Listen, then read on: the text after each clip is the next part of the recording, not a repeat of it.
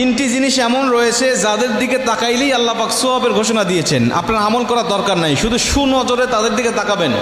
সুনজরে তাদের দিকে তাকাইলেই আপনার আমল নামায় অগণিত সওয়াব আল্লাহ পাক লিখে দিবেন। তার মধ্যে প্রথম নম্বর হলো পবিত্র কোরআন। কোরআনের দিকে আপনি তাকাবেন, পড়ার দরকার নেই, না পড়েই আপনি প্রথমে যে ফার্স্ট লুকটা দিয়েছেন, যে তাকিয়েছেন, এই তাকানোর কারণেই আল্লাহ পাক আপনার উপরে রহমতের বাড়িধারা বর্ষণ করে দিয়েছে। আল্লাহ পাক আপনাকে অগণিত সওয়াবের হকদার বানিয়ে দিয়েছে। এটা যখন পড়া শুরু করবেন তখন নতুন করে আরও বেশি সওয়াব আপনার আমল নামে যোগ হয়ে যাবে।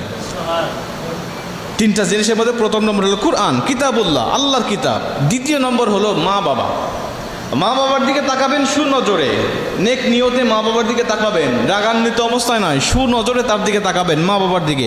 নবীজি বলছে মা বাবার দিকে, বিশেষ করে মায়ের দিকে যখন কোনো ব্যক্তি সুনজরে তাকায়, আল্লাহ পাক তার আমল নামায় কবুল হজের সওয়াব দান করে দেয়।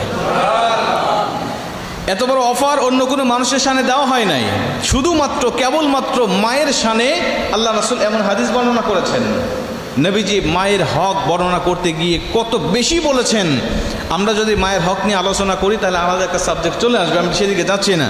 তাহলে তিনটা জিনিসের দিকে তাকালে সওয়াব হয়। তার মধ্যে প্রথম নম্বর হলো কিতাবুল্লাহ, আল্লাহর কিতাব। দুই নম্বর হলো মা বাবার দিকে তাকাইলে সওয়াব হয়। তিন নম্বরে নবীজি বলছেন খানায় কাবার দিকে, আল্লাহর ঘরের দিকে যখন কোনো মানুষ নেক নিয়তে তাকায়, আল্লাহ পাক সঙ্গে সঙ্গে তার উপরে কমপক্ষে 20টা রহমত তার উপরে নাজিল করে দেয়।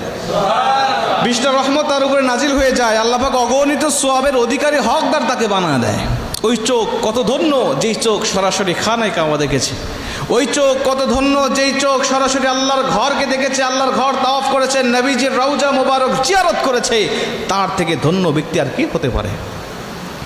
খানায় কাবার দিকে তাকাইলে এত সওয়াব কেন? খানায় কাবাকে আল্লাহ পাক এত মর্যাদাপূর্ণ কেন করলেন?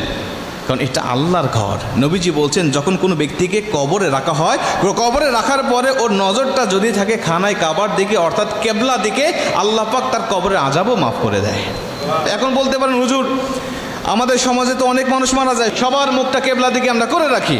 বেনামাজি মারা গেলেও খানায় কাবার দিকে মুখ থাকে, সুদখোর মারা গেলেও খানায় কাবার দিকে মুখ থাকে। যারা ইসলামকে অস্বীকার করেছে, ইসলামের মধ্যে ছিল, বাবা মুসলিম দাদা মুসলিম ছিল, কিন্তু ইসলামের ছিটে ফোঁটা তার মধ্যে ছিল না, এবং কাফের হওয়ার যে শর্তগুলো আছিল সেই শর্তগুলো তার মধ্যে ছিল, কুফরি করেছে, শিরকি করেছে, এই ব্যক্তি মারা যাওয়ার পরেও তো তার মুখটা খানায় কাবার দিকে থাকে।